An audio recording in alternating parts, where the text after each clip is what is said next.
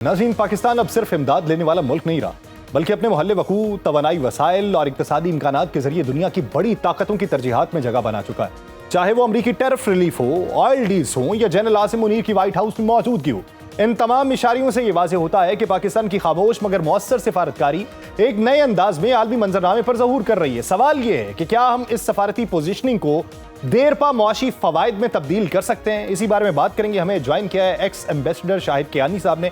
कियानी साहब, बहुत शुक्रिया आपके वक्त का।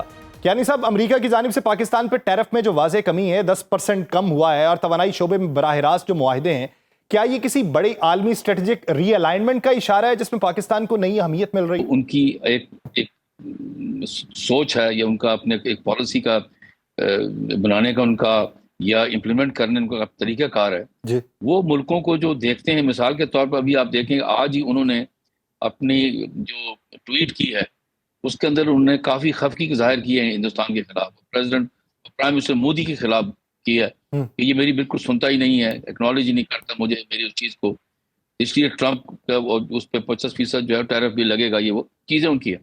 ये हमारे हालात ज़रा अगर आप समझें बेहतर होने शुरू हुए हैं। ये फील्ड मार्शल साहब का वहाँ पर लंच करना, उसके बाद जो पहलगाम के बाद ये जो जंग हुई उसके अंदर हमारा उनको एक्नॉलेज करना उनके रोल का, प्रेसिडेंट ट्रंप के सीज फायर कराने का, उससे बहुत फ़र्क पड़ा है। हर पर्सनैलिटी का अपना तरीक़ेकार है, उसका पॉइंट ऑफ व्यू है, वो जिस तरह दुनिया को देखता है अपने मुल्क को। तो मैं ये समझता हूँ कि हमारे हालात अब बेहतरी की तरफ हैं, जो अमेरिका और पाकिस्तान के इन दी शॉर्ट टर्म। अभी लॉन्ग टर्म का पता नहीं है। अभी फाइनेंस मिनिस्टर वहाँ गए, उन्होंने जाकर एग्रीमेंट भी कर ली। अब उसकी डिटेल्स बाद में आएंगी कि अभी डिटेल्स में पता चलेगा कि क्या पाकिस्तान को इस एग्रीमेंट में जिसमें टैरिफ्स भी हमारे पे लगाए गए हैं और हमने भी उसको उसका क्या असरअंदाज होगा। लेकिन एक अच्छाई ये है कि वो मिनरल्स के अंदर इन्वेस्ट करना चाहते हैं, उनके पास टेक्नोलॉजी भी है, पैसा भी है। तो मैं तो उम्मीद ये करता हूँ कि इससे हमें फ़ायदा पहुँचेगा। अच्छा कियानी साहब, क्या पाकिस्तान जो है अमेरिका के साथ तो ताल्लुकात बेहतर करके फ़ायदा हासिल कर सकता है, लेकिन चीन और अमेरिका दोनों के साथ ताल्लुकात को मुतवाज़न रखते हुए कोई मुसालहती पुल बनने की पोजीशन में है?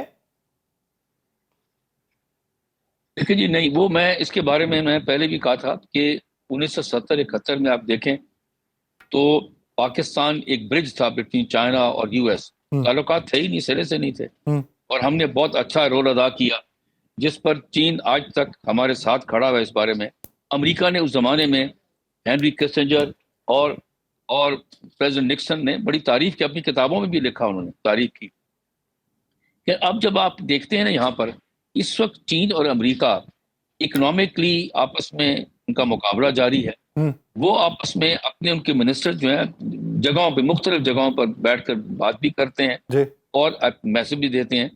तो हमारा ये रोल उस किस्म का नहीं हो सकता जो 70 के अंदर था, जहां पर हम ब्रिज बने हुए थे। वो डायरेक्टली आपस में बातचीत भी कर रहे हैं।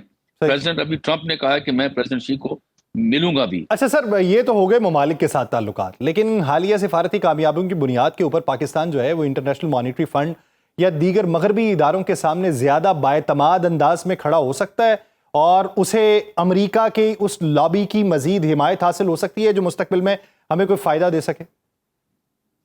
देखिए जी, आपको बड़ी ज़रूरी चीज़ समझने की कोशिश करें। जितनी इंटरनेशनल फाइनेंशियल इंस्टीट्यूशंस हैं, वर्ल्ड बैंक, IMF है या इंटरनेशनल बैंक्स हैं प्राइवेट, उनके अंदर अमेरिका की इन्फ्लुएंस बहुत ज़्यादा। लेकिन उनकी हमायत आपको ज़रूरी है, सियासी हमायत ज़रूरी है, लेकिन आप you have to put your own house in order. अपने आप हालात भी तो बेहतर करें ना। टैक्स के में आपने जो 2-3 जो सेक्टर्स को छोड़ा हुआ है उनको आपको लाना पड़ेगा टैक्स के अंदर। रिटेल जो लोग हैं जो देते नहीं है टैक्स, लाना पड़ेगा, क्योंकि कब तक मांगते रहेंगे आप। देखें ना, आपके दोस्त भी आपके साथ फिलहाल खड़े में हैं, चाइना है या UAE या सऊदी अरब, रोल ओवर करते रहते हैं, लेकिन कब तक रोल ओवर करेंगे? वो आपको समझाते भी हैं on the behind the scenes कि भाई अपने आप ताल्लुकात बेहतर करें। दूसरा अहम सवाल इस ज़िमन के अंदर यह है कि क्या हम वो तमाम गैप फिल कर सकते हैं जो भारत के साथ अमेरिका की ट्रेड के चल रहे थे?